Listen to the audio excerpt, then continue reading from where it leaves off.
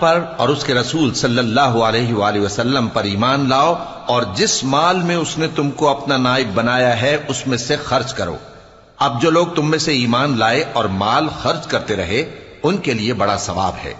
اور تم کیسے لوگ ہو کہ اللہ پر ایمان نہیں لاتے حالانکہ اس کے پیغمبر صلی اللہ علیہ وآلہ وسلم تمہیں بلا رہے ہیں کہ اپنے پروردگار پر ایمان لاؤ، اور اگر تم کو یقین ہو تو وہ تم سے اس کا عہد بھی لے چکا ہے۔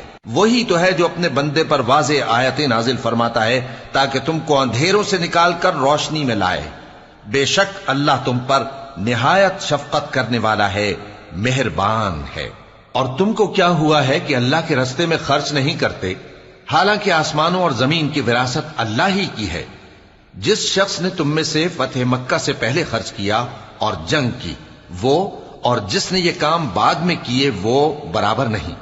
ان کا درجہ ان لوگوں سے کہیں بڑھ کر ہے جنہوں نے بعد میں مال خرچ کیے اور کفار سے جنگ کی، اور اللہ نے سب سے ہی ثواب نیک کا وعدہ کیا ہے، اور جو کام تم کرتے ہو اللہ ان سے واقف ہے۔